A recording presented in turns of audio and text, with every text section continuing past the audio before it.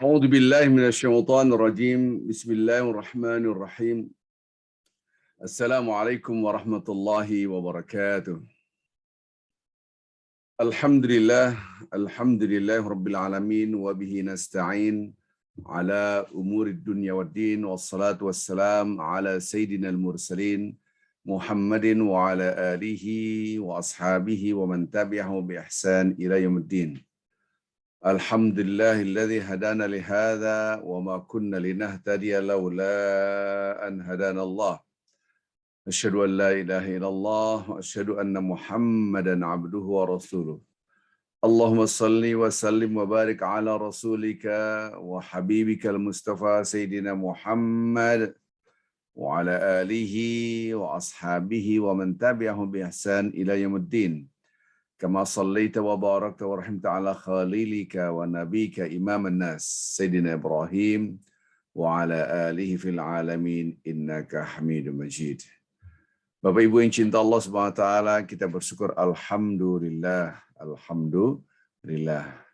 Mari sama-sama kita melantunkan beberapa zikiran yang sudah saya ajarkan beberapa menit saja. Mudah-mudahan dengan adanya zikiran ini kita lebih mendapatkan cahaya, rahmat, berkah dari Allah Azza wa Jalla.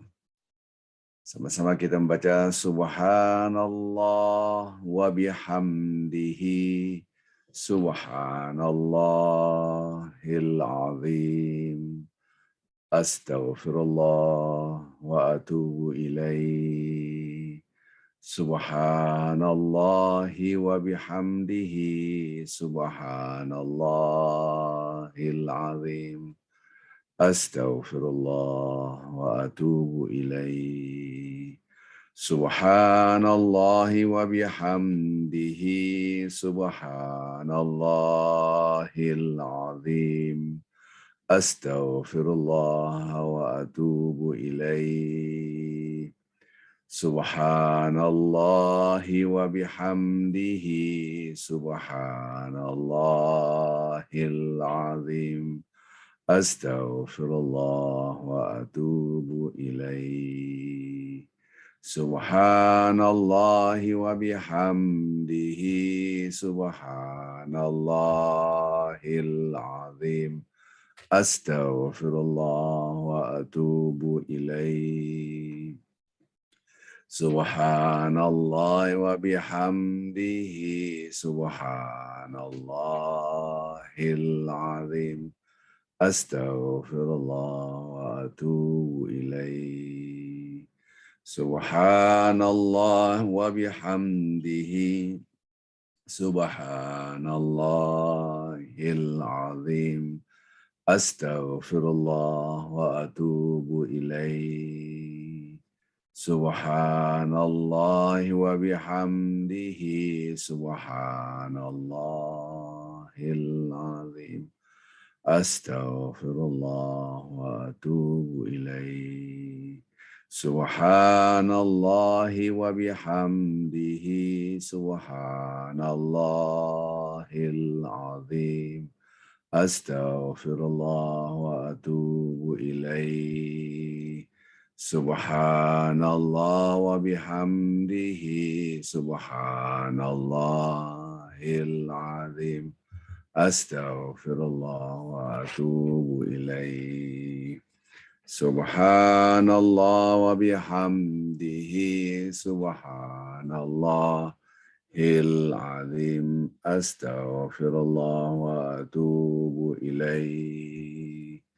Subhanallah wa bihamdihi Subhanallahil azim.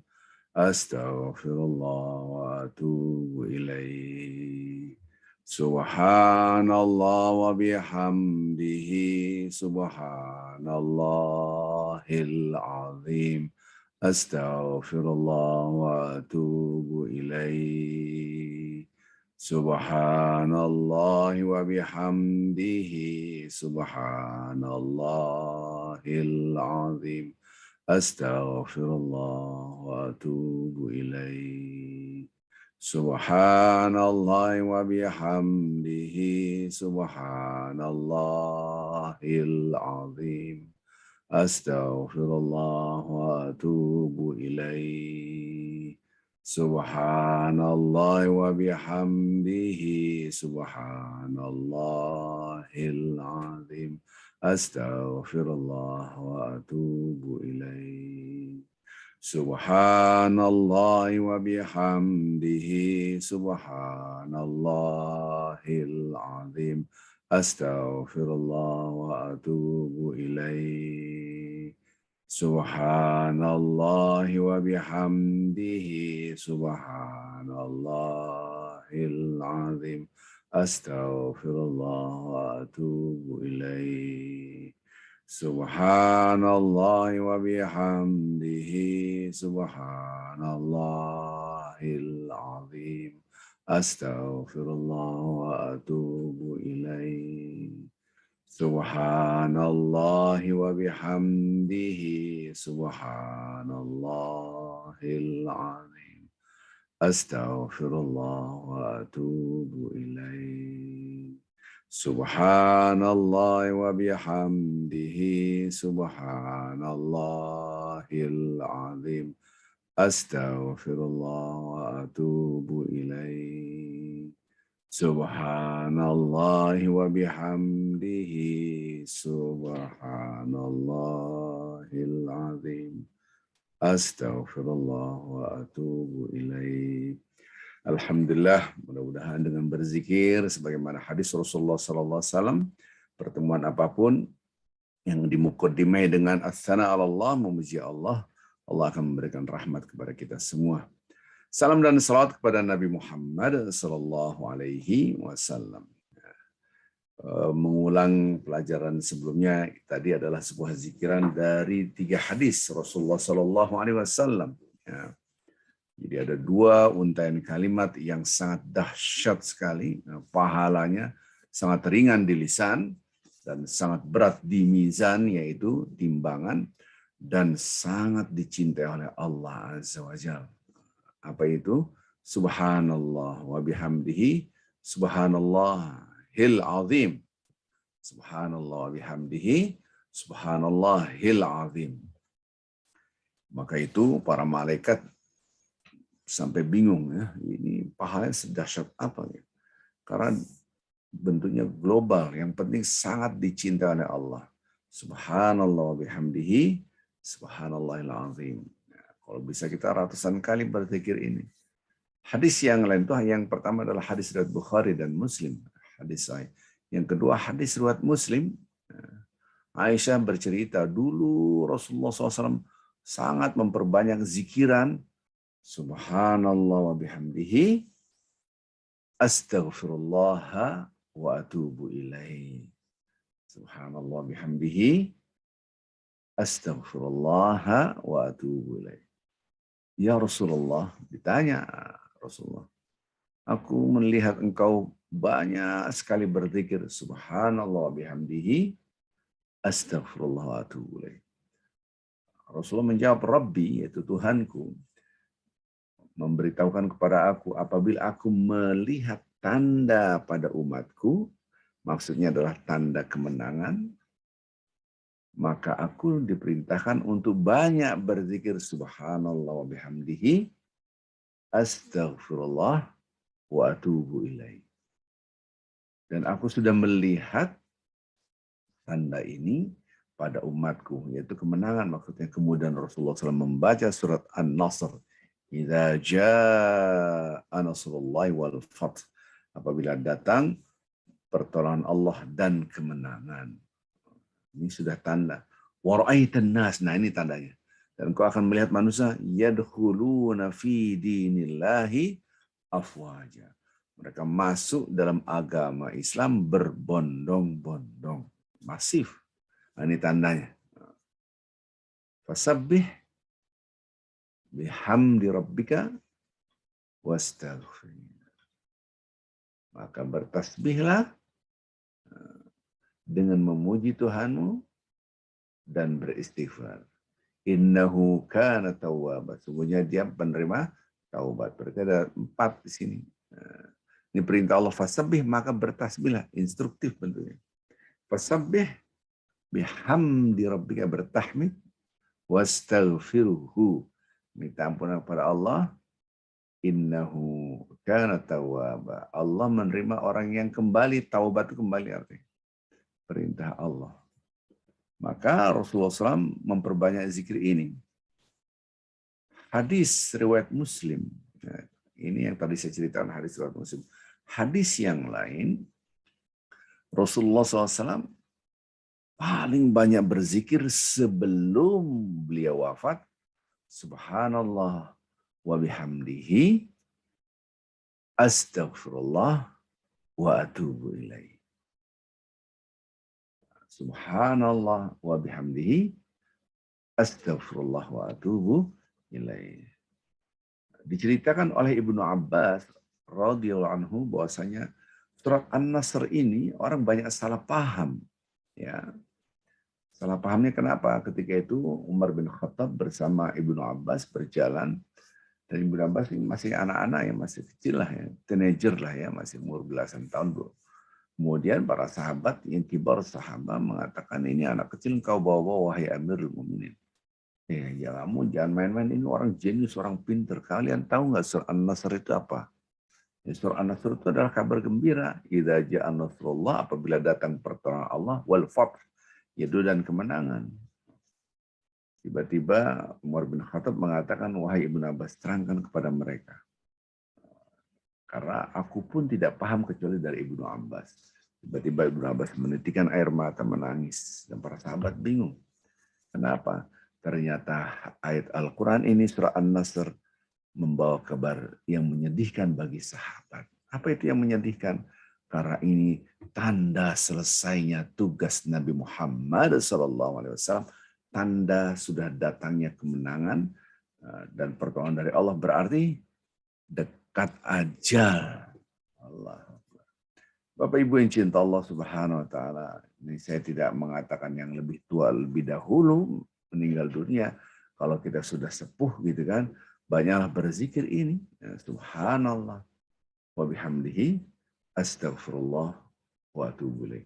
Nah, digabunglah banyak hadis tadi, hadis 1, hadis 2, hadis 3, hadis 4, digabung semuanya menjadi subhanallahi wa bihamdihi, subhanallahil azim, astaghfirullah wa atubu ilaih. Ini gabungan semuanya. Subhanallah wa bihamdihi, subhanallah hil azim, astaghfirullah wa atubu ilaih. Subhanallah wa bihamdihi, subhanallah hil azim, astaghfirullah wa atubu ilaih. Subhanallah wa bihamdihi, subhanallahil azim, astaghfirullah wa atubu ilaih. Nah, ini sudah saya jelaskan, ini mengulangi saja. Dan insya Allah Bapak Ibu, setiap kita akan melakukan kajian, saya akan mukadimah dengan zikiran ini, zikiran gabungan, subhanallah wa bihamdihi, astaghfirullah wa atubu ilaih. Nah, inilah zikiran Rasulullah SAW yang paling banyak. Dan ini kita tahu bahwa ajal kita, kematian kita unpredictable, ya. Nggak ada yang tahu, di luar prediksi kita. Maka berdiri, duduk berbaring, banyaklah berzikir ini. Dan ternyata Bapak Ibu yang cinta Allah Subhanahu wa taala, zikiran ini Masya Allah menyelesaikan banyak masalah. Apapun masalah Anda, masalah kesehatan, masalah keuangan, ada yang terlilit hutang, masalah nggak punya anak, apapun. Kenapa? Karena mengandung pertama kali ada tasbih, tahmid, kemudian istighfar. Nah, istighfar ini adalah solusi seluruh problematika kehidupan. Ya, istighfar. Dan taubat. Taubat itu kembali.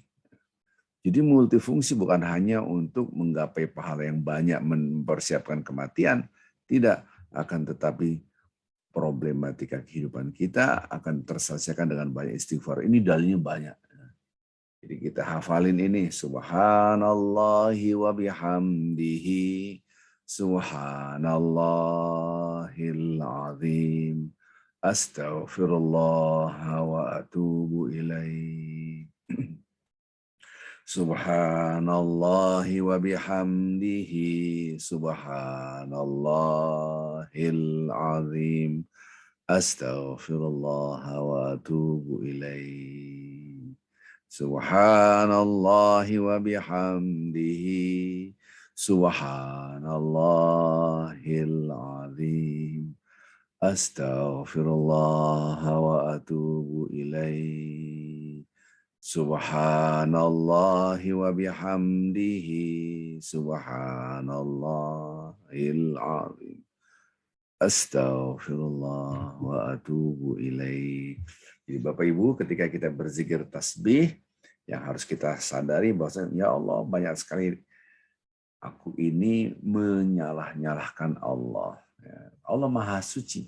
Kok nyalah-nyalahin Allah? Perilaku kita tanpa kita sadari banyak menyalahkan Allah. Di antaranya adalah tidak menerima apa yang sudah terjadi. Yang gampang saja. Ada gempa, kan gitu kan. Ketakutan semua. Ya. Sampai pun hancur, kita mati dengan reruntuhan batu-batuan ataupun bangunan, itu adalah hadiah terbesar dalam hidup kita. Ini yang kadang-kala orang tidak paham. Gitu. Insya Allah masalah-masalah ini saya akan bahas kajian lanjutan besok hari insya Allah ya tentang tafsir surah Al-Kahfi. Belum selesai kemarin. Ya. Analogi ini kemudian kita interpretasikan dengan hadis. Jadi menafsirkan surah Al-Kahfi dengan hadis-hadis Rasulullah SAW insya Allah besok. Jadi bagaimana melihat sesuatu itu dengan kacamata Al-Quran, dengan hadis. Sehingga kita tidak terlalu pesimis dengan kehidupan yang sekarang ini. Ya. Jadi, ataupun hujan lagi, belum kering. Jemuran belum kering. Menyalahkan Allah Azza wa Jalla tanpa kita sadari. Atau terucap hari sial sekarang nih. Ya udah macet, tangkap polisi lah. Itu haram. Kenapa? Itu disebut dengan sabdahar. Ataupun kita dosa-dosa yang banyak sekali. Allah yang Maha Suci. Aku maha banyak dosanya. Jadi tasbih itu adalah mengagungkan Allah luar biasa.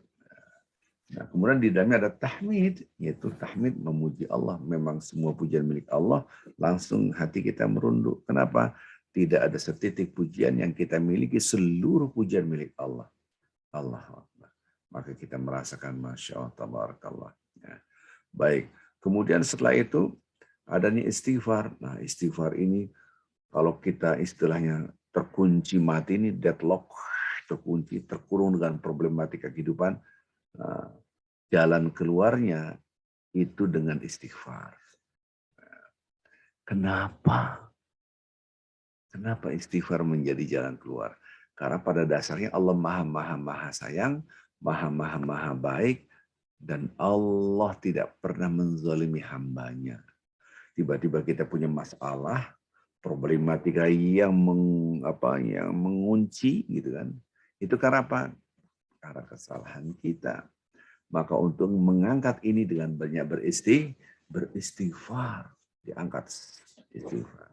Maka problematika kehidupan pertama kali adalah muaranya dosa kita sendiri. Jadi kita banyak beristighfar. Subhanallah bihamdihi, astaghfirullah wa atubu ilaih. Astaghfirullahnya. Nah, istighfar tidak cukup. Nah, kadang-kadang hanya orang minta ampunan, tetapi perilakunya masih condong dan mencintai perbuatan kemaksiatan, maka dia tidak diterima taubatnya. Oh ya iya, karena ada ilmu tentang taubat, yaitu dia menyesali, merasa jijik, merasa nggak mau lagi melakukan hal itu. Nah, itulah yang disebut dengan taubat. Jadi kalau kita baca kitab-kitab, ada syarat-syaratnya taubat. Ya. Wa atubu ilaih. Atubu itu artinya adalah kembali. Ya.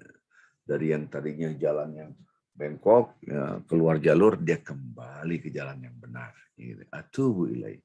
Ya. Sama saja kalau kita naik mobil, naik kendaraan, pakai Google Map atau Waze ataupun apa, the last destination-nya seandainya Jakarta, Surabaya, seandainya saya mau ke Surabaya, kemudian kita salah nih jalannya. Oh ini salah. Tapi kita nggak kembali ke jalan yang benar. Dia mengakui kesalahan, tapi tidak kembali ke jalan yang benar. Ya inilah kembali, itu namanya taubat. Namanya, gitu kan. Jadi mengakui kesalahan dan minta ampunan namanya istighfar. Wastaghfir, minta ampunan kepada Allah, wastaghfirhu, karena dia berhenti wastaghfir. Innahu kana tawwaba. Ya. Allah menerima taubat, menerima ketika orang itu kembali ke jalan yang benar. Maka itu orang yang betul-betul istighfar, dia mesti set up lingkungan. Istighfar yang sesungguhnya adalah dia bentuk lingkungan, karena dia mau kembali. Mengembalikan kita ke jalan yang benar harus membentuk lingkungan yang kondusif. Sehebat-hebatnya iman seseorang, dia butuh lingkungan. Nah, seperti sekarang ini ada 111 orang ya.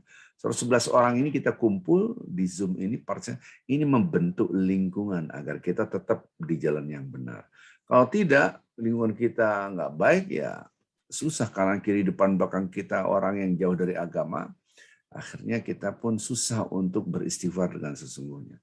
Maka kata-kata tadi subhanallah wa bihamdihi, subhanallahil azim, astagfirullah atubu ilaih, itu menjadi sebuah kunci problematika kehidupan apapun.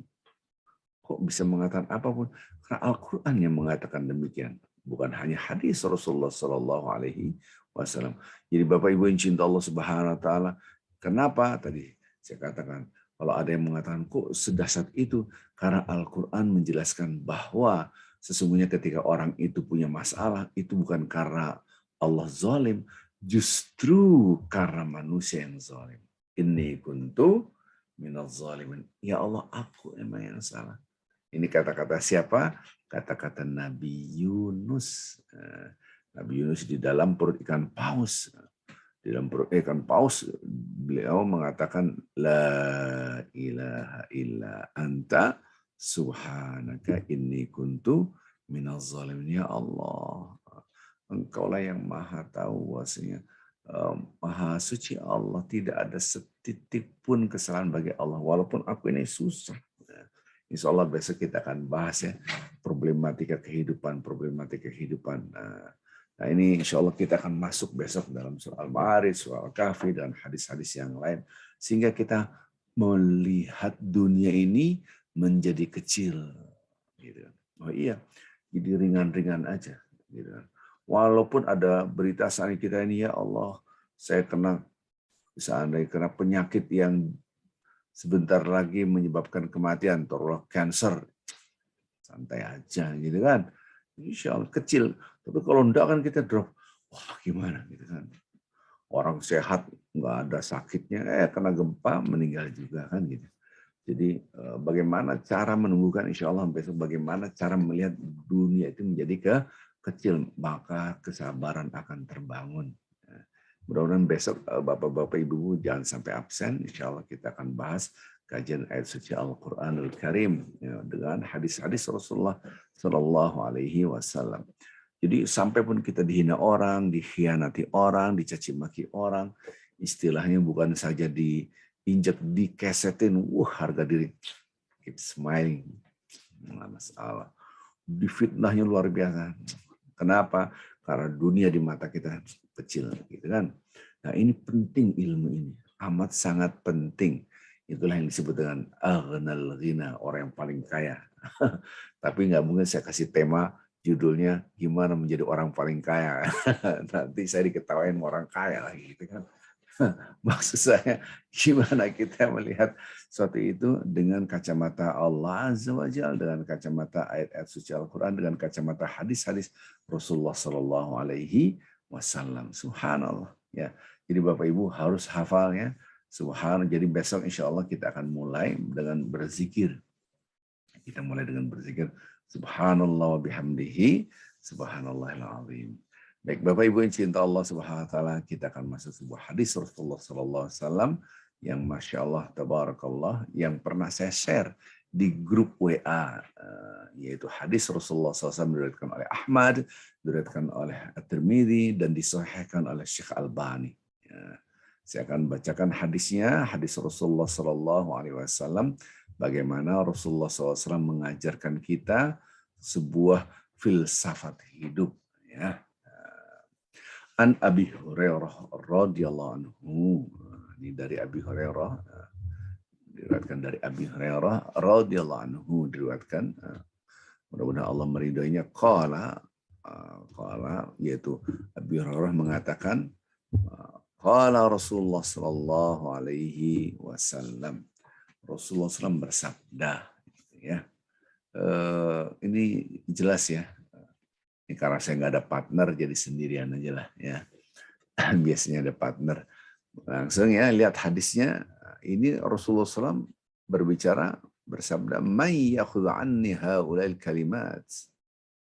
Subhanallah. Siapa yang mau mengambil dariku pedoman hidup, kan? Kemudian falyamal bihinna. Maka kalau sudah Anda punya pegangan hidup ini, kerjain. Ini yang disebut dengan amal, ilmu yang amaliyah, dikerjain, diamalkan. Jadi jangan sampai ilmu tidak diamalkan. Sama juga amal yang ilmiah, perbuatan yang berdasarkan ilmu. Jadi ini di depan Abu Hurairah mengatakan, siapa yang mau saya ajarin, mengambil dari aku sebuah pedoman hidup, filsafat hidup, maka kerjakan filsafat hidup ini. Atau yu'allimuhunna may ya'mal bihinna. Atau Anda ajarkan kepada siapapun yang akan mengerjakan pedoman hidup ini, gitu kan. Subhanallah. Subhanallah. Jadi ini kata-kata dari Nabi Muhammad SAW langsung disambut oleh Abu Hurairah. Qala Abu Hurairah, itu qala Abu Hurairah. Abu Hurairah mengatakan, qultu, aku berkata, ana ya Rasulullah. Saya aja ya Rasulullah, gitu kan. Jadi ini filsafat hidup, dan Bapak-bapak Ibu semua sudah punya. Pasti di WA-nya masing-masing sudah ada, gitu kan. Tetapi mungkin di-delete ataupun nggak ngeh ataupun diabaikan. Ini sudah saya share di WA group info tentang kajian. Semua sudah saya share. Akhirnya jawaban Abu Hurairah, saya aja Rasulullah, fa akhadha bi yadayya fa'ad khamsan, gitu kan. Subhanallah. Ini hadis Rasulullah SAW, kemudian akhirnya dipeganglah tangannya, kedua tanganku dipegang oleh Rasulullah SAW, dipegang. Jadi seakan-akan sebuah pesan yang dahsyat, pegangan hidup yang luar biasa, gitu kan. Dan ini sampai tangannya Abu Hurairah dipegang. Bayangin, seandainya kita berandai-andai, kita di samping Nabi, ya kan, di samping Nabi ini berandai-andai, gitu kan. Subhanallah. Tiba-tiba Nabi, mau nggak siapa yang mau saya ajarkan sebuah filsafat hidup, pedoman hidup, gitu kan. Kalau kerjain, tapi maka kerjain. Atau ente ngajarin siapa yang mau mengerjakan, saya Rasulullah, dipegang tangannya. Kemudian pegang nih 5 hal, gitu kan. Wih, subhanallah. Ini hadis ini bukan satu, nanti bentuk-bentuk hadis yang lain saya akan berikan, saya akan tayangkan juga di sini supaya kita mengerti bentuk redaksinya yang berbeda. Jadi nanti kalau Bapak-bapak Ibu baca buku, kok teksnya agak berbeda, ya agak berbeda. Nanti saya akan terangkan perbedaannya di mana, tapi secara esensial adalah sama, gitu kan. Nah, contohnya ya, ini isi daripada filsafat hidup, ada 5 pedoman. Ittaqil maharim takun a'badan nas, 1, warda bima qasamallahu laka takun aghnan nas 2, wa ahsin ila jarika takun mu'minan 3, wa hibba lin-nasi ma tuhibbu li nafsika takun musliman 4, wa la tukthir ad-dhahik fa inna kathrat ad-dhahik tumitul qalb 5. 5 pedoman hidup. Hadis riwayat Ahmad, hadis riwayat Tirmidzi. Subhanallah. Apa itu? Pertama kali adalah ittaqil maharim. Ittaqil maharim. Jadi ini kata-kata ittaqil maharim, kalau saya terjemahkan, ya, jauhilah perilaku yang diharamkan. Tapi tidak sederhana itu, nanti kita akan perdalam lagi. Nanti bapak-bapak ibu-ibu, di dalam hal ini kata-kata ittaqil maharim ada hadis yang lain. Ya, hadis yang lain saya akan tayangkan di sini contoh, ya, yaitu redaksinya adalah kun wara'an atau kun wari'an. Jadi ada kalimat wara'. Jangan pakai bahasa Indonesia. Kalau wara' bahasa Indonesianya orang yang punya ilmu hitam. Ada di Ponorogo tuh wara' gitu kan. Padahal wara' itu orang yang sangat dicintai oleh Allah, yang bersih sekali. Jadi dia orang wara'. Apa itu maksudnya? Ittaqil maharim takun a'badan nas. Kalau Anda menjauhi hal-hal yang haram, maka Anda akan menjadi orang yang paling baik ibadahnya. A'badan nas. Abadah itu, abadun itu adalah menghambakan diri. Iyyaka na'budu, kami hanya pada Engkau kami menyembah. A'badan nas, orang yang paling baik dalam ibadahnya. Bagaimana caranya? Ittaqil maharim. Jadi dia fokus bukan menjalankan perintah Allah. Karena ada orang yang menjalankan perintah Allah, tetapi dia menjalankan juga yang dilarang oleh Allah. Banyak. Sholat iya, tapi melakukan maksiat. Puasa iya, tapi melakukan maksiat. Baca Al-Quran iya, tapi melakukan maksiat. Yang kecil-kecil, kalau dia menghina orang, hasad sama orang. Yang besar-besar, dosa-dosa besar. Dia gibahin orang, bahkan sampai membunuh, korupsi, berzina. Padahal dia menjalankan sholat. Maka itu kalau Anda mau menjadi orang yang paling baik dalam beribadah, dikasih filsafat hidup oleh Rasulullah SAW. Apa itu? Ittaqil maharim. Nah, ittaqil maharim artinya jauh. Kalau teksnya adalah jauhilah perbuatan-perbuatan yang dilarang. Jadi fokusnya dalam hal yang haram. Berarti adalah larangan. Bukan menjalankan perintah. Kan ada 2. Menjalankan perintah, menjauhi larangan. Dia fokus di larangan. Ittaq itu bertakwalah maksudnya. Bertakwa itu maksud jagalah Anda dari hal-hal yang diharamkan. Jadi dia hal-hal yang diharamkan. Lihat kalau kita makan, Allahumma barik lana fima razaqtana, ujungnya waqina adzabannar. Ya Allah, berkahi makan yang Kau berikan kepada kami, barik lana fima razaqtana, yang telah Kau berikan kepada kami. Allahumma barik lana fima razaqtana waqina adzabannar. Kata-kata waqina yaitu lindungilah kami dari azab api neraka. Tidak disebut dengan ya Allah masukkan aku ke surga, tapi jauhkan aku dari api neraka. Berarti hal-hal yang diharamkan, yang dikonsentrasikan, ini makanan ini menyebabkan api neraka enggak? Allahu Akbar. Hasil keringat saya ini ada yang haram enggak? Ini makan harta haram enggak? 1 rupiah pun atau setengah rupiah atau 1 sen pun ada yang haram enggak? Subhanallah. Jadi dia hitung semua, jangan-jangan ini ada haramnya. Nah, orang yang selalu menjauhi yang sekecil-kecilnya yang haram, maka dia termasuk a'badan nas, orang yang paling ahli dalam beribadah. Bahasa gaulnya paling jago ibadah itu kalau dia sudah yang kecil-kecil, yang besar-besar, apalagi yang besar, dijauhi, oh ini enggak, ini haram, enggak boleh, haram. Gitu kan. Subhanallah. Nah, maka ada istilah wara gitu kan. Yang tadi saya hadis yang lain gitu.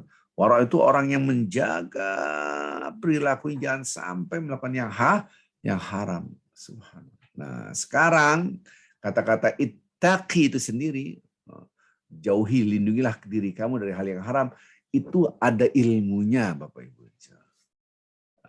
Tidak, oh ya udah menjauhi haram. Tidak seperti itu. Gitu. Inilah yang harus kita perdalam. Apa itu? Nah, saya akan blok sini. Nah, ini kelihatan ya kata-katanya. Lihat, ittaqi di sini. Bertakwa itu apa? Ada dua rasa di sini. Rasa itu maksudnya affection. Yang kita rasakan. Kalimat rasa itu apa? Di dalam dada. Bukan di otak kita, di kepala kita, bukan. Di dalam dada. Apa dua rasa itu? Rasa pertama takut kepada Allah, yaitu rasa kebersamaan dengan Allah, rasa dilihat oleh Allah. Ini kaitannya dengan Allah. Jadi kalau rasa tidak dilihat oleh Allah, mesti berbuat maksiat. Udah pasti. Oh, dia ngumpet, dia tutup ruangannya. Gitu kan. Nah, itu berarti seakan-akan Allah tidak melihat. Maka itu kata-kata menjauhi maksiat itu ada dua rasa kuncinya. Ini yang tidak ditafsirkan, ini harus kita pahami. Tahu dari mana kata-kata ini ada dua rasa? Surat Al-Anbiya 48, 49 gitu kan. Jadi ini menafsirkan ayat hadis dengan Al-Quran. Tafsirul hadis bil Quran, bil ayat, ya gitu. Jadi yang rasa yang pertama adalah Anda rasa dilihat, dipantau oleh Allah. Dia mau culas nih, uang orang nih, saya ambil lah. Nah, dia tidak merasa dilihat oleh Allah, ya akhirnya ngambil. Maka itu orang berbuat maksiat kadang-kala banyak apa? Dia ngumpet diam-diam, melihat kanan kiri. Bapak-bapak, ibu-ibu pernah lihat kucing nyolong nggak? Seandainya dia masuk ruangan dapur gitu kan. Dia ngeliat kanan kiri, diambil ikan, saya dia lari, gitu kan. Lari karena dia takut, dia lari, dengar kanan kiri, habis itu diambil, lari lompat yang jauh, baru dia makan. Beda dengan kucing yang kita kasih, gitu kan. Dia langsung gelendotan, muter-muter di kaki kita, dia makan dengan damai gitu. Bayangin. Orang yang maksiat itu sama kucing. Dia ketakutan. Ketakutan apa? Ketakutan dilihat. Betapa banyak orang yang berbuat maksiat karena ketakutan kepada manusia, tidak takut kepada Allah. Maka cara menghidupkan takwa Allah, nanti kita akan perdalam ini lebih dalam lagi ya, yaitu rasa dilihat oleh Allah. Rasa pun ada ilmunya, cara menumbuhkannya. Masya Allah, panjang banget ya. Iya, ini butuh ilmu Bapak Ibu. Oke, saya terangkan dua rasa dulu, baru bagaimana cara merasakannya nanti ya. Jadi pertama apa? Rasa dilihat, diperhatikan, dipantau, dimonitor oleh siapa? Oleh Allah. Intinya rasa kebersamaan dengan Allah. Rasa yang kedua apa Ustaz? Nah, ini dia nih. Rasa yang kedua adalah rasa Anda akan wafat, bahwa kita ini akan dihisap yang disebut dengan hari pembalasan. Ada api neraka, gitu kan? Jadi kalau orang nggak ingat mati, nggak ingat hari pembalasan, rusak takwanya. Maka kita selalu menyebut Maliki Yaumiddin, raja hari pembalasan nanti. Jadi yang pertama adalah Allah, yang kedua adalah akhirat. Rasa bersama Allah dan rasa bahwa seakan-akan ajal akan tiba, yaitu ada rasa akan adanya hisab, yaitu hari kebangkitan nanti. Jadi bicara tentang akhirat. Disinilah yang kedua namanya kacamata visioner. Dia punya pandangan jauh ke depan. Maksudnya apa? Akhirat. Subhanallah. Jadi kata-kata ittaqil maharim dalam banget ya. Ini baru satu filsafat hidup yang diajarkan. Ada 5 nih di sini. Jadi ittaqil mahar, gimana bisa menjauhi semua yang haram-haram. 2 rasa itu Anda rasakan. Rasa itu di mana? Di dada, bukan di pikiran. Pikiran saya tahu Allah melihat saya, itu tahu. Itu namanya cognition namanya. Itu kaflingnya kognisi namanya. Nah, yang ini enggak affection, rasa itu di dada kita. Jadi Bapak Ibu yang cinta Allah Subhanahu wa taala, jangan sampai kita tidak mendalami ini. Nah, kalau teksnya bahasa Indonesianya gampang. Jauhilah yang haram-haram, kasar gitu ya. Lindungilah diri Anda dari perbuatan yang haram, maka engkau akan menjadi orang yang paling baik dalam beribadah. Datar, maka kita harus kajian-kajian seperti ini. Tidak bisa membaca teksnya saja, harus dalam. Kenapa bisa ittaqil mahari, ittaqi ini diterjemahkan seperti itu tafsirnya? Berdasarkan ayat Al-Quran surat Al-Anbiya gitu kan. Baik, ya ini baru 1 poin gitu kan. Ini sudah jam 8, hampir jam 8 ya. Karena saya habis ini mengajar ke Vancouver. Lanjut. Ini poin pertama sudah ya kita. Jadi ada 2 rasa yang harus kita tumbuhkan. Pertama rasa kebersamaan dengan Allah, kebersamaan dengan Allah, dan nanti semua akan dihisab, dihitung. Sekecil apapun akan dihisab dan kita hafal. فَمَنْ يَعْمَلْ مِثْقَالَ ذَرَّةٍ خَيْرًا يَرَهُ وَمَنْ يَعْمَلْ مِثْقَالَ ذَرَّةٍ شَرًّا يَرَهُ. Maka tidak ada yang disebut dengan dihapus dosa-dosa yang tidak ada. Walaupun teks Al-Quran hadisnya kata-katanya dihapus, tapi bukan dosanya, tapi punishment-nya. Bedakan antara catatan dosa dengan hukuman. Beda antara hukuman, punishment dengan catatan dosanya itu tidak dihapus. Tahu dari mana? Barang siapa faman ya'mal mithqala. Mithqal sekecil zarrah, sekecil zarrah atom, sekecil atom pun gitu kan akan yarah, akan diperlihatkan, maka tidak ada yang namanya dihapuskan. Jadi yang dihapus punishment-nya. Ya, maka disebut dengan istighfar, ya Allah ampuni dosa. Dosanya tetap ada, tapi yang dihilangkan punishment-nya, yaitu hukumannya, siksanya. Itu namanya pengampunan.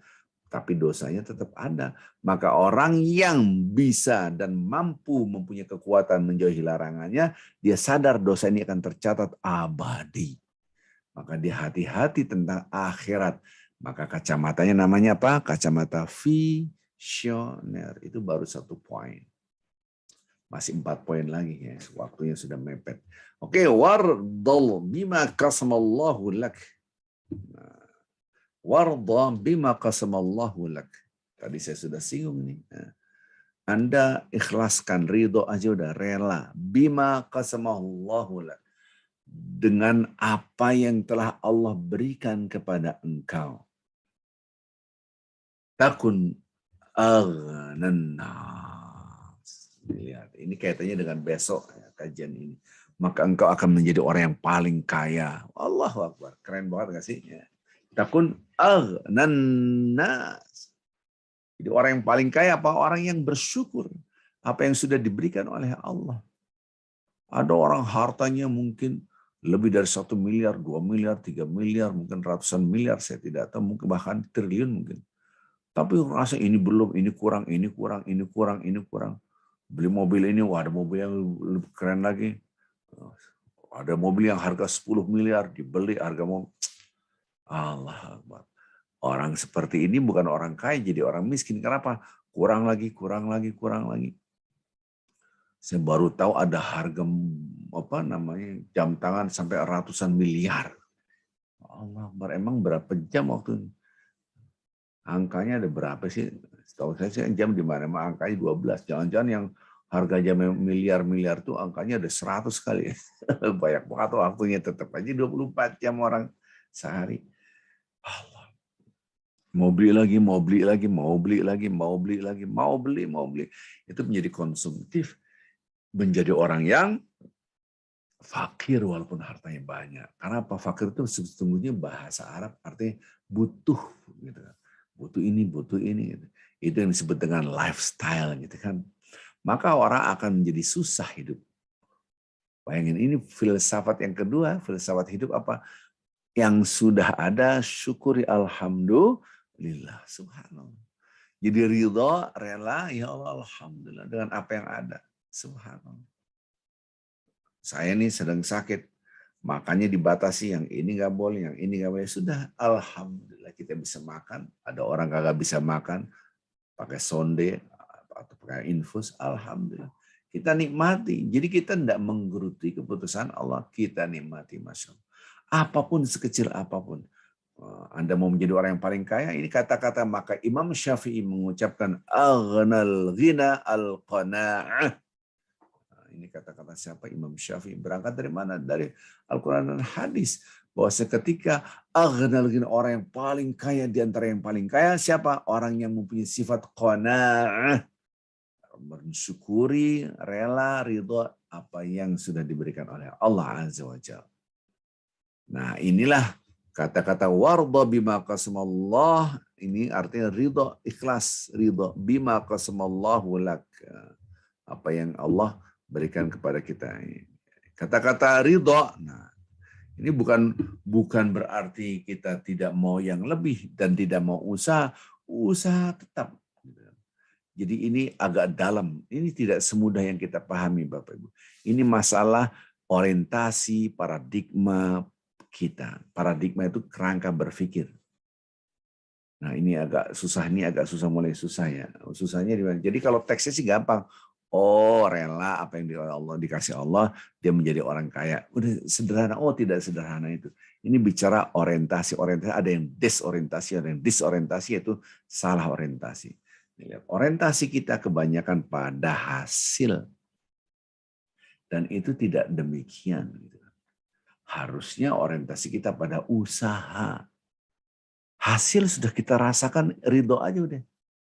Tapi yang ditekankan tuh usaha. Jadi kata-kata ridho dengan apa yang telah Allah berikan bukan berarti menyurutkan, surut langsung usaha kita. Ya udah gini aja lah. Bukan, itu yang salah. Oke, jadi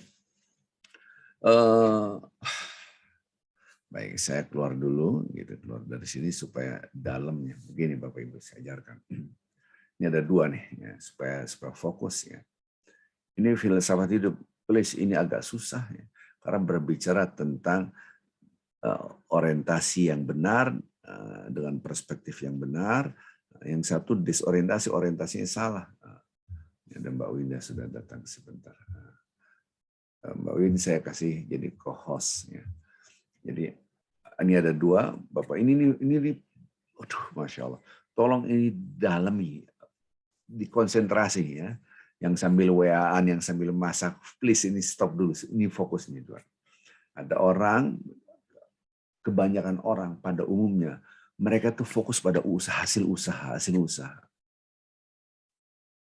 Maka banyak kekecewaan, menggerutu, kegelisahan, kegundahan. Aduh.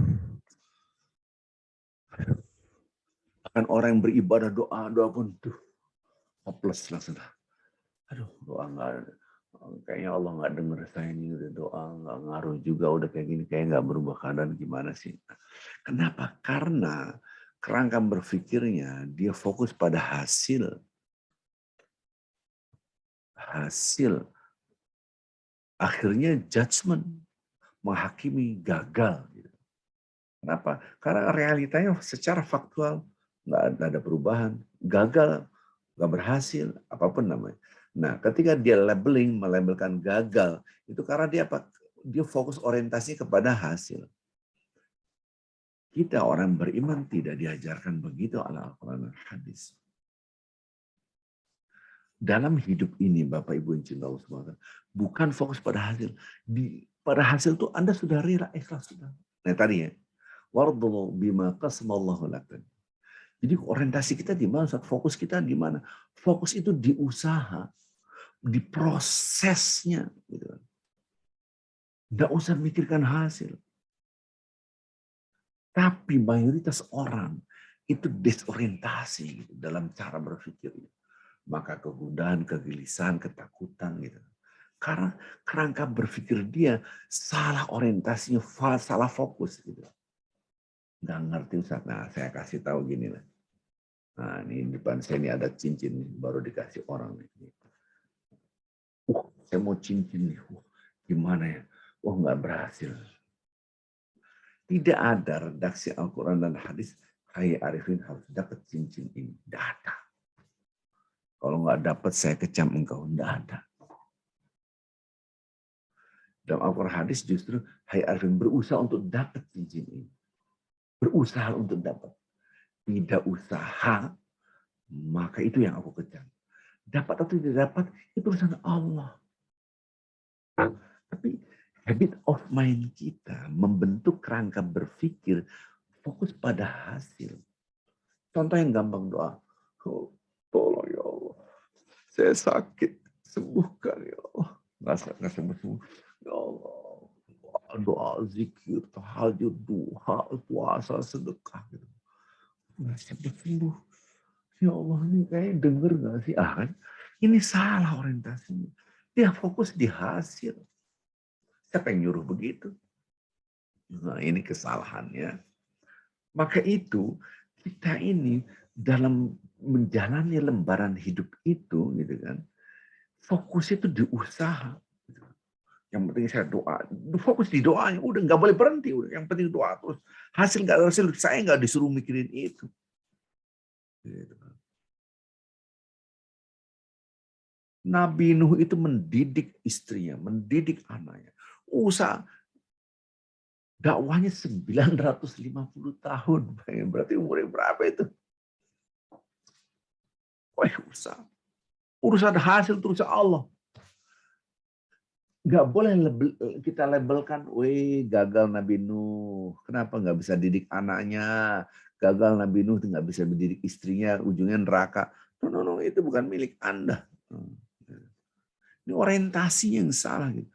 Nabi Lut gagal mendidik istrinya. Masa suami nggak bisa didik istri? Katanya Rasul. Wih, kacau banget nih. Dia salah, perspektifnya salah. Gitu. Kakek nenek kita dulu, dia berjuang yang penting merebut kemerdekaan. Walaupun pakai bambu runcing, nggak ada senjata. Allah, dia mati.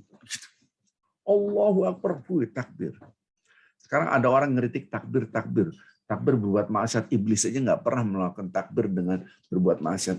Wah, ini ini udah kagak benar nih bahasa-bahasa seperti itu. Dia lihat redaksi al-waqa semua nama ini lakum ala nasihun. Dia bawa nama Allah juga dalam berbuat maksiat, bersumpah lagi gitu. Jadi ini banyak.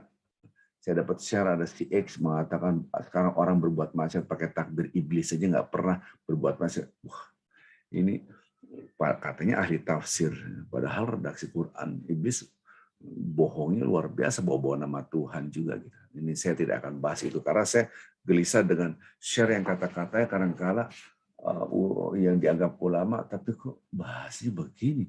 Padahal tidak demikian. Ini ngeritik orang-orang yang bertakbir. Gitu. Jadi kakek nenek kita dulu berjuang merebut kemerdekaan. Pakai bambu runcing, ditembak, mati. Apakah Anda langsung, sia-sia kamu berjuang merebut kemerdekaan, toh nggak merdeka juga kan? Ini salah. Orang itu sudah berjuang fokus orientasinya pada usaha untuk merebut kemerdekaan.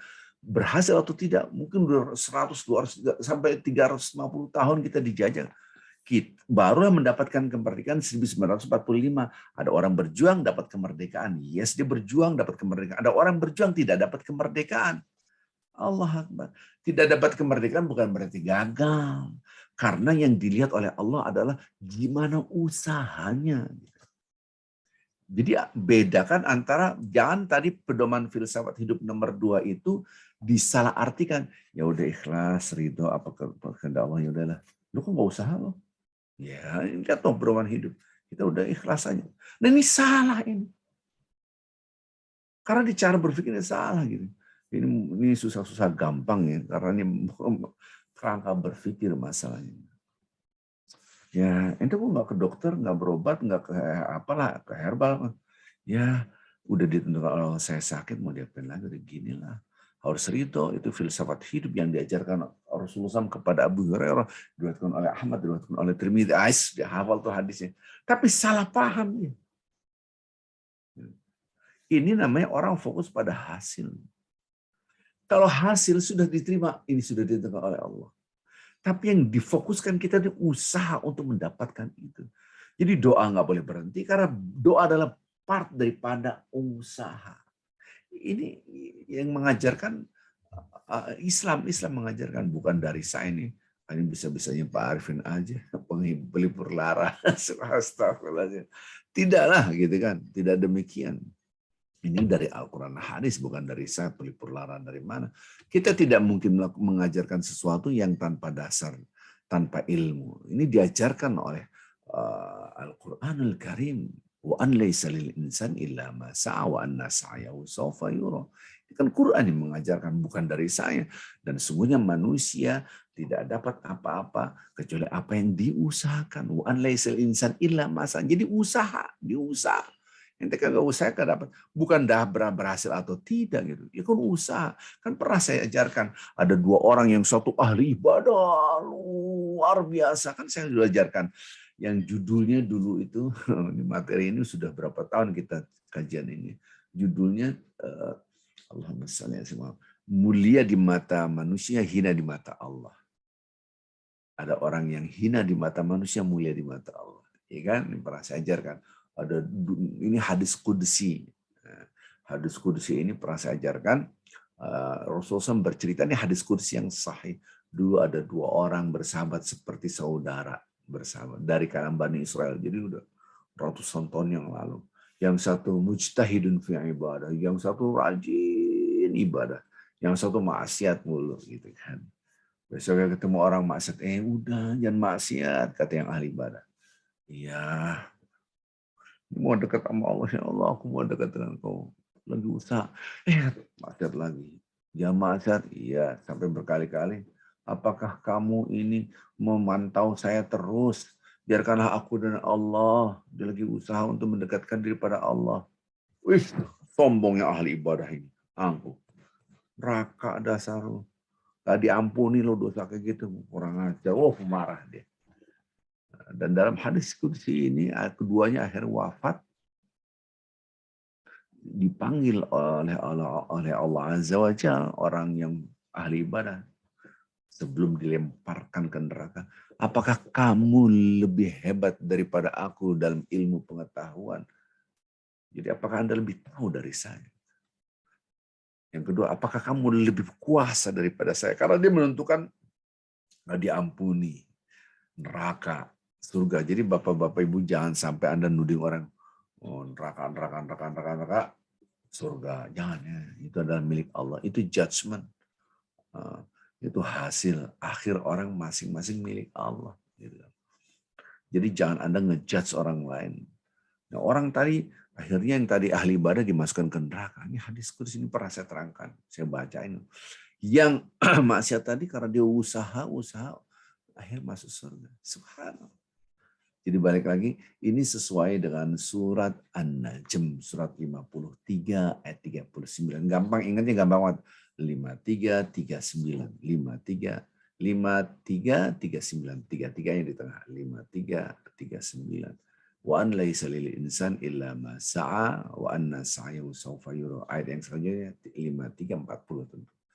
Dan manusia nggak punya apa-apa kecuali yang diusahakan. Jadi fokus di usaha gitu. Jangan fokus di hasil. Jadi dan Anda tidak boleh mengatakan ini gagal di usaha gitu kan. Subhanallah. Wa an laisa lil insan illa ma sa'a. Jadi orang itu Bapak Ibu yang cinta Allah Subhanahu wa taala cuma bisa usaha. Lah siapa yang nentuin hasil usaha? Allah, bukan. Wa anna sa'yahu sawfa, yang diperlihatkan bukan hasilnya, usahanya yang diperlihatkan oleh Allah. Subhanallah. Ini masalah kerangka berpikir. Jangan sampai kerangka berpikir kita salah orientasi gitu kan. Ini yang jangan sampai, ini adalah harapan dari saya, mudah-mudahan Bapak-bapak Ibu memahami filsafat yang nomor 2. Jadi kalaupun kita akan kembali bahwa ada 2 filsafat hidup yang baru kita pelajari dalam hal ini. Baik, Bapak Ibu yang cinta Allah Subhanahu wa taala.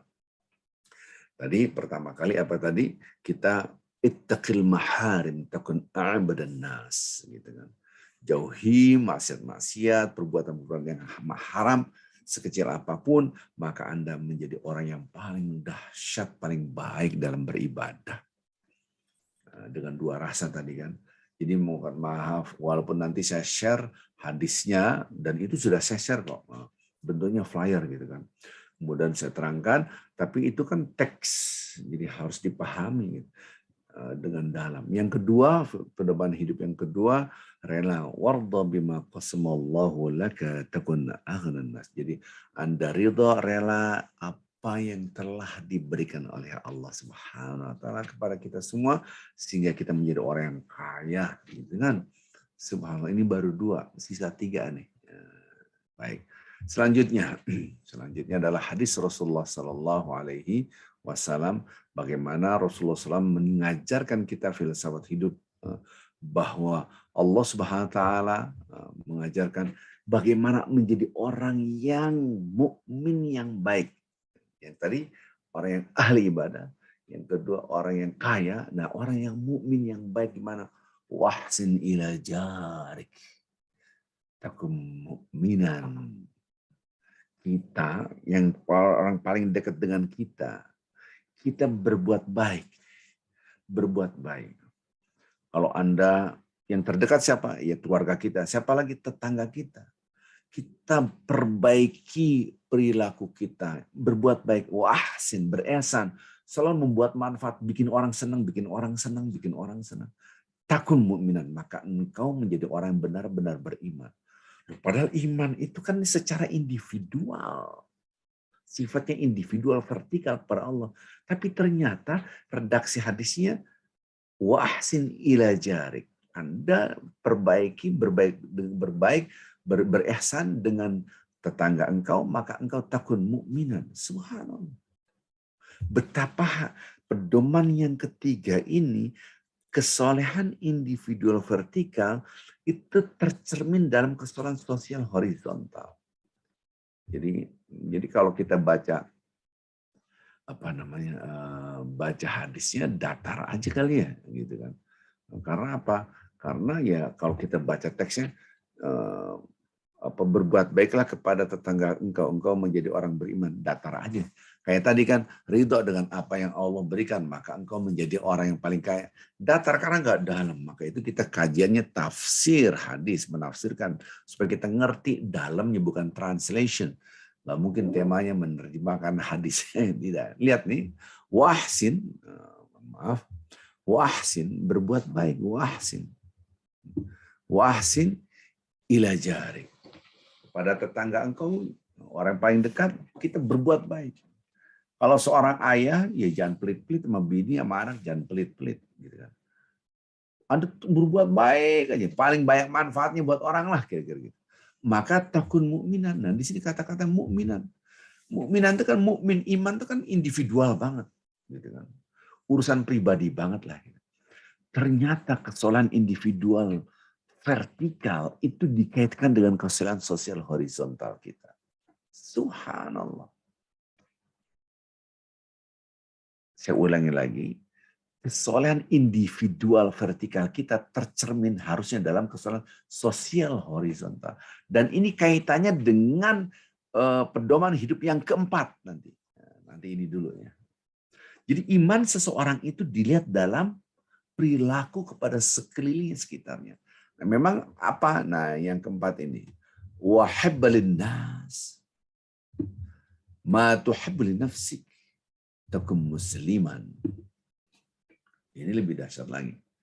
Cintailah semua yang dicintai oleh manusia. Kita mencintai manusia, orang-orang, sebagaimana Anda mencintai diri Anda sendiri, maka Anda menjadi orang muslim yang baik.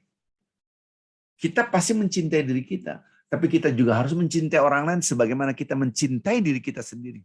Berarti kesolehan sosial horizontal, mencintai orang, sebagaimana kita mencintai diri kita sendiri, maka Anda menjadi orang yang muslim yang baik. Subhanallah. Muslim secara bahasa itu pasrah tunduk kepada Allah. Muslim itu sendiri, musliman. Orang yang tunduk dan pasrah kepada Allah namanya muslim. Maka pedoman hidup yang nomor 3 dan nomor 4 adalah mengaitkan kesolehan individual vertikal kita kepada Allah dalam kesolehan sosial horizontal kita kepada manusia. Yang kedua tentang cinta.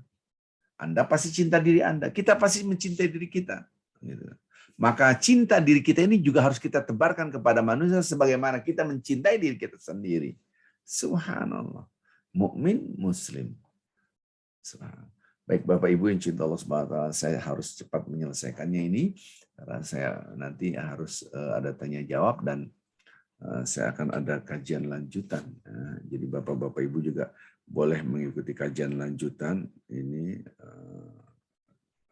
jam sebentar setelah kajian ini, 1 jam setelah kajian ini, yaitu kajian di Kanada nanti mudah-mudahan jam 9.30 ya hari ini insya Allah. Jadi saya harus cepat selesai. Langsung yang terakhir, yang terakhir ini banyak pertanyaan ke saya. Bapak-bapak Ibu perhatikan ini yang terakhir, subhanallah. Ini hati-hati kita dengan yang pedoman hidup yang terakhir. Ya. Wala tuksirud dhahik, fa inna kasratud dhahik tumitul qalb. Janganlah Anda perbanyak ketawa. Sesungguhnya kalau udah kebanyakan ketawa, itu bisa mematikan kalbu, yaitu hati kita. Subhanallah. Tapi tertawa itu boleh Nabi juga ketawa, bercanda, senyum. Tapi kalau sudah kebanyakan bisa mematikan hati kita. Allah. Ya. Ini maksudnya apa? Bagaimana maksudnya? Dalam hadis yang lain, kita harus mencari hadis-hadis. Untuk memahami ini tidak mungkin kita, kira-kira begini, bukan tipe saya membaca teks Al-Quran dan hadis, lompat langsung kepada pemikiran kita. Jadi metode saya begini, cara melihat. Kalau kita lihat Al-Quran hadis, kan kita pahami, langsung kita berkreasi dalam interpretasi. Enggak. Kecuali Anda memahami selain teks Al-Quran hadis, boleh begitu. Jadi kita menafsirkan apa yang kita pahami. Untuk Al-Quran hadis tidak bisa seperti itu. Untuk ketika ngeliat teks ini karena suci, karena sakral, bagaimana cara? Ketika kita ngeliat teks Al-Quran hadis dan kita pahami, harus dipahami dengan Al-Quran hadis juga. Gitu. Kalau ada Al-Quran, ditafsirkan dengan hadis. Ditafsirkan dengan Al-Quran. Jadi tafsir ayat bil ayat. Menafsirkan ayat dengan ayat. Ada Al-Quran, ini apa ini? Ada ayat yang lain menjelaskan ini nggak? Jangan berkreasi dulu. Kreativitas, bentar dulu. Maksud Al-Quran dengan Al-Quran. Ada nggak hadisnya? Ada hadis. Menafsirkan Al-Quran dengan hadis. Gitu caranya. Begitu juga hadis. Hadis ini maksudnya apa ya? Ada nggak di Al-Quran? Diterangkan di Al-Quran. Hadis diterangkan dengan tafsir hadis bil ayat. Menafsirkan hadis dengan ayat Quran. Ada hadis yang lain nggak? Ada hadis yang lain. Menafsirkan hadis dengan hadis. Tafsir hadis bil ayat. Ini kebanyakan, saya kadang-kadang mendengar pengajian. Kok gini ya? Itu kan interpretasi. Dia kan ada hadis yang lain menjelaskan hal ini. Ini kadang-kadang orang, saya nggak ngerti. Jadi ribut. Ada di masjid yang besarnya luar biasa, di YouTube ribut. Wah. Gara-gara menafsirkan satu hadis dengan penafsiran dia sendiri. Tidak dengan penafsiran hadis yang lain. Hadisnya dia pakai dalil, tapi dia memahami dengan interpretasi diri sendiri. Ini yang sering banget, amat sangat sering gitu. Jadi kadang-kadang orang menafsir, jadi gini, nggak begitu harusnya. Ini contoh nih. Saya harus kasih contoh supaya kita tidak salah paham. Masalah ketawa tadi kan. Rasulullah SAW berbicara pernah ini, kalau kalian mengetahui sesuatu maka kalian tidak akan perbanyak ketawa. Apa ini tentang apa? Tentang kematian dan akhirat. Jadi kita ini kurang mengerti tentang akhirat sehingga kita lebih banyak ketawanya daripada menangis. Kira-kira gitu. Bicara ketawa. Jadi ke semua ketawa saya kumpulkan hadis-hadis tentang ketawa, kata-kata dhahik dalam hadis. Kata-kata dhahik itu adalah ketawa dalam Al-Quran. Begini. Sama menafsirkan ikhlas, gitu kan. Ikhlas seperti semua kata-kata ikhlas kumpulkan dalam Al-Quran, dalam hadis. Ikhlas itu seperti ini. Apalagi khusyuk. Khusyuk itu seperti. Jangan ada kata khusyuk dalam Al-Quran hadis, kemudian Anda kreatif dalam menafsirkannya. Tunggu dulu.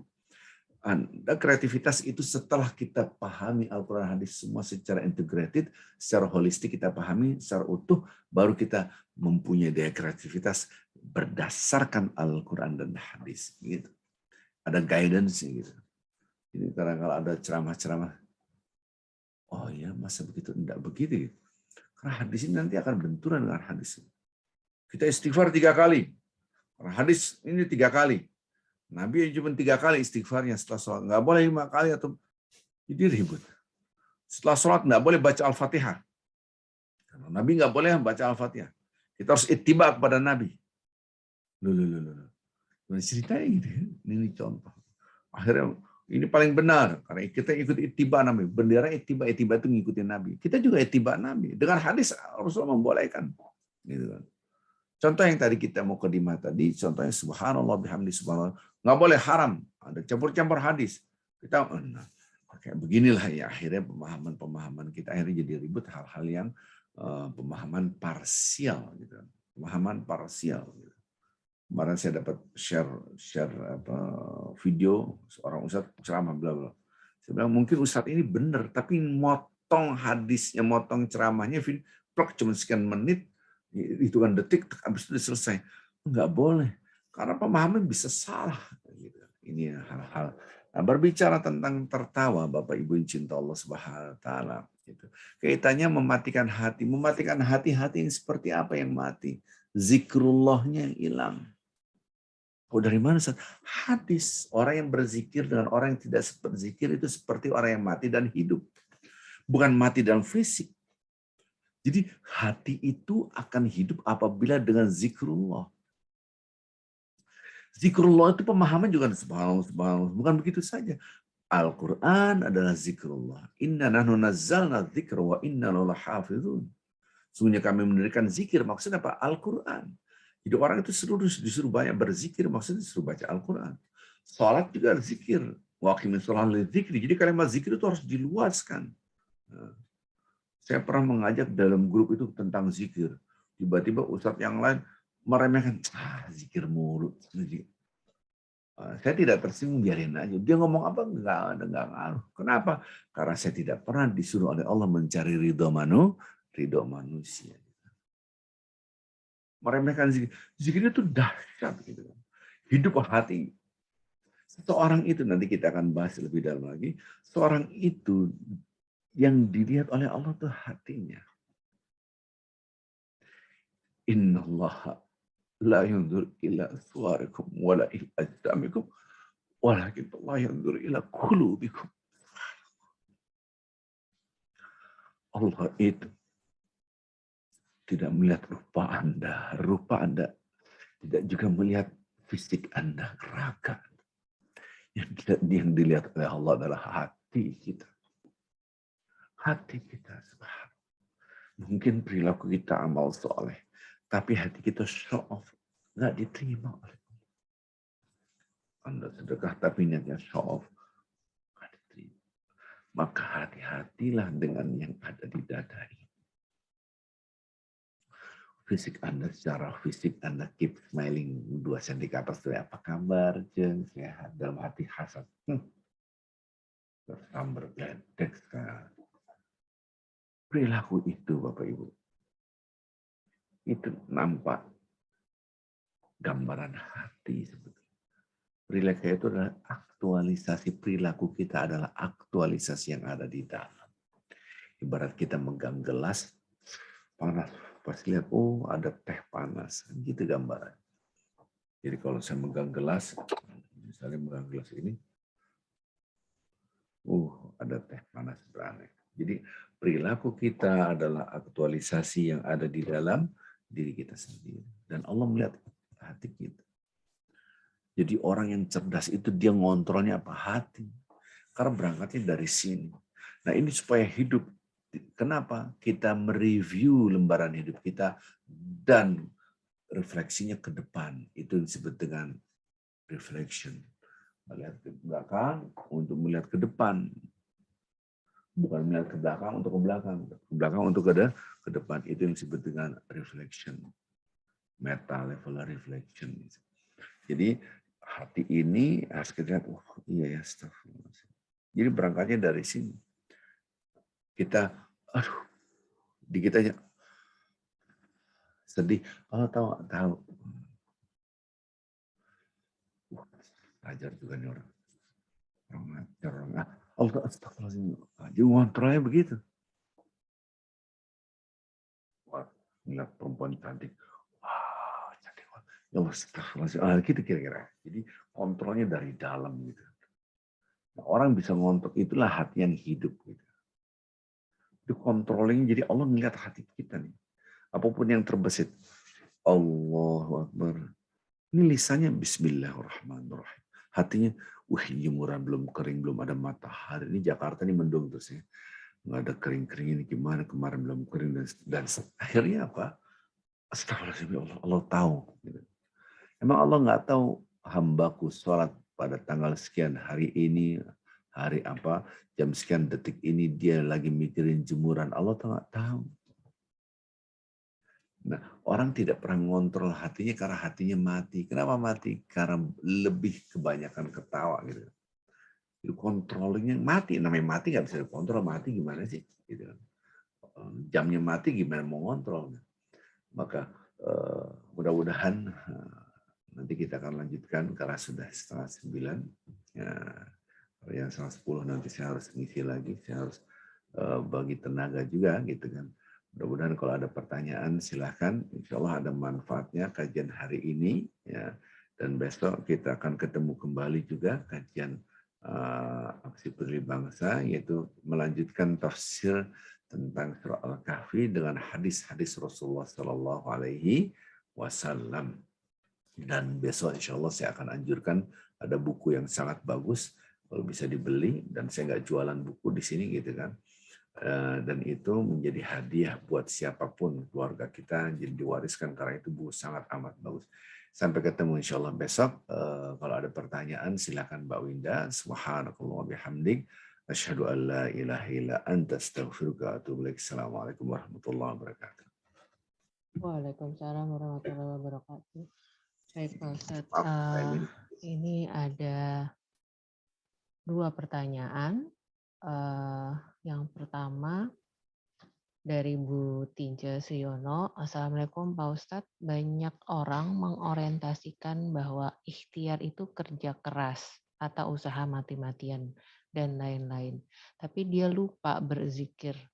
Apakah zikrullah adalah bagian dari yang utama untuk kembali mengingat dan memohon bantuan ke Allah yang Maha Kuasa? La haula wala quwata illa billah. Amin ya rabbal alamin. Lalu yang kedua, ini kita lanjut dulu kali ya Pak Ustadz. Takutnya ada pertanyaannya yang mirip-mirip gitu ya. Pertanyaan yang kedua dari Bu Nining Agus. Ada teman yang lagi terpuruk ekonominya dan dia putus asa. Saya bilang usaha terus dan coba usaha lain. Tapi dia nggak bisa katanya karena sudah mentok. Rumah tergadai, utang melilit di sana-sini. Suaminya sama sekali nggak bisa usaha lagi karena sudah pensiun. Jadi nasihat apa yang terbaik buat teman seperti itu? Karena dia sering curhat ke saya. Demikian Pak Ustadz, ada 2 pertanyaan. Tafadhol Pak Ustadz. Baik.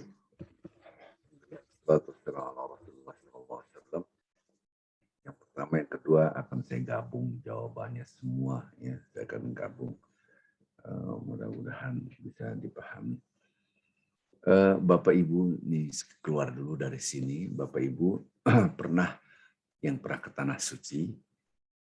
Bagi yang bagi yang belum pernah ke tanah suci, mudah-mudahan bisa ke tanah suci. Ke tanah suci ada ritual namanya sa'i. Sa'i itu bahasa aslinya, akarnya adalah usaha. Tapi kalau Anda klik di Google mungkin atau di buku, sa'i itu lari-lari kecil dari Bukit Safa ke Bukit Marwah. Itu definisi ibadah sa'i. Sa'i sendiri akarnya tuh sa'a yang tadi, yang gampang ingat 5339 yang tadi. Ya. Wa an laisa lil insan illa ma sa'a, satu usaha.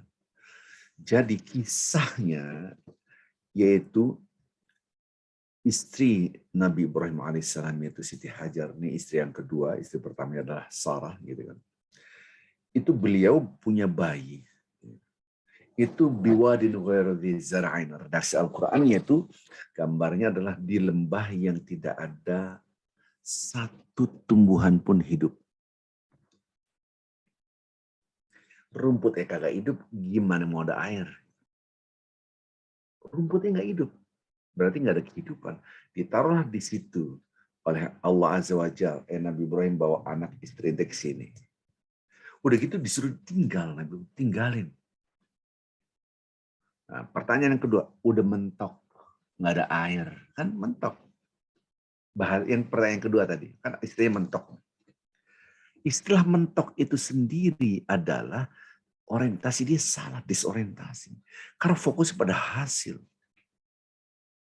Bapak-bapak, ibu-ibu, ini penting. Tolong diwariskan ke anak-anak kita. Wahai anakku, atau diri kita sendiri lah. Jangan-jangan kita juga belum paham juga. Maksud Ustaz Arifin itu apa ini? Gitu kan. Memang mungkin kalau ceramah saya selalu stressingnya, penekanannya itu di kerangka berpikir, ya, paradigma. Karena kita harus meredesain paradigma kita. Mendesain ulang paradigma kita. Jadi kata-kata mentok itu sudah menunjukkan kacamatanya udah salah. Karena dia fokus di hasil. Coba kacamata yang di usaha, nggak ada istilah mentok, orang usaha, nggak ada istilah mentok. Mana ada istilah mentok, orang usaha. Ini udah tertutup, orang usaha, nggak ada itu yang penting usaha. Nggak ada istilah give up. Give up itu karena Anda orientasinya sudah mentok, itu orientasi di hasil. Oh, maksiat saya begitu banyak Pak Ustadz, tatoan, minum, narkoba. Allah Maha Pengampun. Fokus di usaha, ibadah terus, gitu dong. Jadi nggak ada istilah mentok. Nah, jadi Siti Hajar itu kalau berbicara mentok banget. Bayangin di negeri yang khisbah, yang begitu hijau dan subur, Nabi Ibrahim dengan keluarganya disuruh datang ribuan kilometer, dia berjalan kaki di biwadin ghairi zar'in, yaitu lembah yang tidak ada tumbuh-tumbuhan hidup, itu di Mekah. Mekah itu lembah ya. Nangislah di situ. Kan logikanya disuruh dari negeri yang begitu subur, dahsyat, masuk negeri lembah yang tidak ada satu tumbuhan pun hidup, ya mati lah. Belum apa-apa udah mentok nih mati. Udah gitu disuruh tinggalin lagi, gimana nggak nangis? Begitu nangis lah. Udah lama nggak punya anak, udah punya anak ditinggal pula gitu kan. Ninggalin istri, ninggalin anak, nangis lah. Nangis itu dalam bahasa Arab baka ya, jadi baka itu adalah lembah tangisan, jadi Makkah gitu kan. Jadi Makkah gitu. Jadi Nabi Siti Hajar juga nggak ngomong ya Allah doa kagak usaha. Enggak ya. Doanya juga nggak kakain, ya Allah, aneh kan istrinya Nabi Ibrahim kan kasih engkau, masa sih nggak dikasih? Ya, saya kan Ustadz, ya Allah, masa nggak dikasih? Nggak begitu doa. Usaha ente. Jadi Siti Hajar lari begitu sofa, begitu marah. Usaha. Anda kalau ke tanah suci lari-lari kecil, emang lari-lari doang tuh, begitu sofa, begitu lari-lari doang. Ini jogging namanya. Ini lari ya sambil zikir. Jadi usaha itu satu kesatuan yang tidak boleh pisah. Karena doa, zikir adalah bagian satu kesatuan yang tidak bisa dipisahkan daripada usaha. Subhanallah. Karena tidak boleh dipisahkan antara usaha dengan doa. Doa dan usaha. Usaha titik. Di dalamnya harus pasti ada doa. Doa titik. Di dalamnya pasti harus ada usaha. Jadi kita nih kalau saya ke tanah suci, kita ke tanah suci habis tawaf sa'i kan, ya kita masih jalan kaki, nggak mungkin lah jalan. Ya sambil zikir gitu, kira-kira gitu aja. Jadi doa dan usaha itu satu kesatuan yang juz'un la yatajazza, satu kesatuan yang tidak bisa dipisahkan. Nah, Siti Hajar, coba perhatikan, dari Bukit Sofa ke Marwah ada air, kagak dapat. Dapatnya nggak ada air, nggak ada air. Mungkin di Bukit Sofa kali, di Bukit Sofa nggak ada air lagi. Satu. Mungkin Bukit Marwah, padahal tadi udah ke situ. mentok udah nggak bisa, udah sono nggak ada air sini udah mentok. Dia salah orientasinya. Siti Hajar menunjukkan, ya Allah aku udah usaha. Dia menunjukkan usahanya. Kita nih show off ke Allah usaha. Hasil itu urusan Allah. Ketika Anda mengatakan udah mentok, berarti Anda fokus dalam hasil. Keren banget. Kan ada yang dialog dengan saya, Pak Ustadz, nanti bangsa Indonesia gimana? Banyak orang Cina, ratusan ribu, mereka tentara-tentara, kemudian kita terdiri hutang ribuan triliun, anak cucu kita akan jadi susah, kemudian sumber daya alam kita udah banyak dijual oleh oligarki dengan dalam Islam tidak ada pesimis, berjuang gitu. Berjuang. Karena nanti Allah akan menunjukkan kekuasaan lebih daripada akal kita. Jadi nggak ada orang Islam itu namanya give up. Nanti kaitannya dengan besok. Harapan saya yang hadir ini, yang 134 ini bisa hadir besok. Ada ketersambungan, kalau enggak ada miss-nya. Jadi, karena ini kaitannya dengan karakter sabar. Bapak Ibu yang dicintai Allah SWT, kita ini akan nggak bisa sabar kalau orientasi pikiran kita ini ke hasil. Nggak bakal sabar, udah selesai lah. Tapi kalau kita fokus di usaha, nih keren banget. Jadi, yang tadi kan Pak Ustadz teman saya udah mentok begini-begini. Iya, dia salah. So, ikut kajian seperti ini. Maka itu kita butuh belajar. Belajar dari kitab suci Al-Quran. Kadang-kala orang itu karena jauh dari Al-Quran. Susah untuk dekat dengan Al-Quran.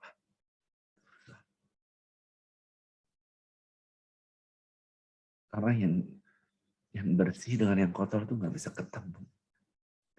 Kita biasa mandi, biasa ganti baju, kalau keringat ganti baju, gosok gigi, dan seterusnya rumah kita bersihin. Terus ketemu orang yang mungkin 3 hari, 4 hari nggak mandi, nggak gosok gigi, kita bisa duduk samping dia nggak bisa. Maka kadang-kala orang susah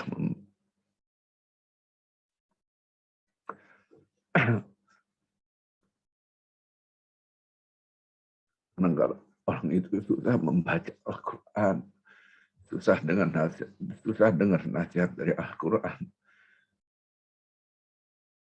susah untuk mendengarkan hadis-hadis Rasulullah SAW, susah menerima ayat-ayat suci Al-Quran.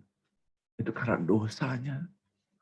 Karena yang bersih tidak bisa ketemu dengan yang kotor. Dia selalu menggerutu. Dan mudah-mudahan kita termasuk hamba Allah yang rajin baca Al-Quran. Kalau tidak rajin, Bapak Ibu, berarti ada dosa yang menyebabkan kita susah untuk dekat dengan yang maha suci. Itu Allah, susah dekat dengan kitab suci. Dan susah untuk memahami kitab suci. Allahu a'lam. Ada lagi yang lain? Untuk pertanyaan sih nggak ada Pak terkait dengan tadi yang pedoman hidup yang Pak Ustadz sudah sampaikan. Tapi ada ini mungkin karena sudah kangen dengan kajian tatap muka ya Pak Ustadz. Ada pertanyaan dari, ini nggak ada namanya tapi Pak, dari Oppo Reno 6. Assalamualaikum Pak Ustadz, kapan kita bisa kajian luring lagi? Kajian tatap muka maksudnya Pak Ustadz.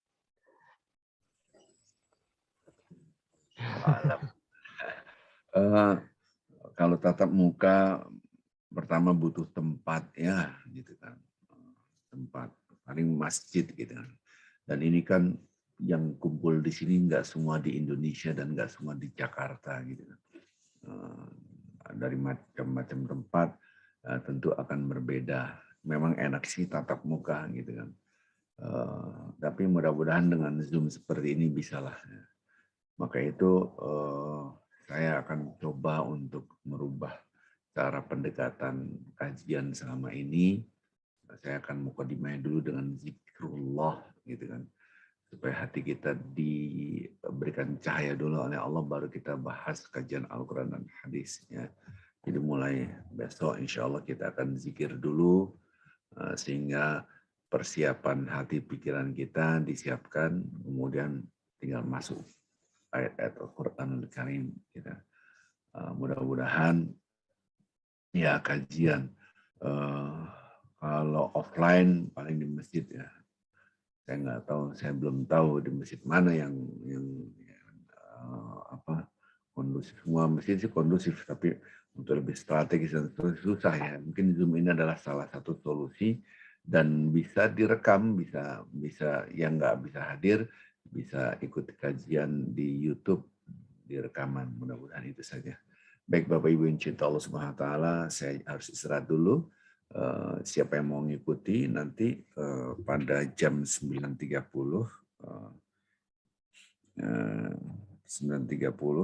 nanti saya kasih passcode-nya, nanti saya kasih Zoom ID-nya. Ini punya orang ya, ini dari Kanada. Ya. Mudah-mudahan Bapak-Bapak Ibu bisa gabung, kajian ini memperbaharui kehidupan. Ya. Jadi mudah-mudahan ini pengajian Kanada, ya, mudah-mudahan Bapak Ibu bisa hadir. Kalau enggak apa-apa. Kita tutup dulu, biar saya juga bisa istirahat. Subhanakallahumma wa bihamdika asyhadu an la ilaha illa anta astaghfiruka wa atubu ilaik. Assalamualaikum warahmatullahi wabarakatuh. Waalaikumsalam warahmatullahi wabarakatuh. Waalaikumsalam. Terima kasih Pak Ustaz. Ternuwun Pak Ustaz. Assalamualaikum Pak Ustaz. Terima kasih. Semoga segera sehat ya Ustaz.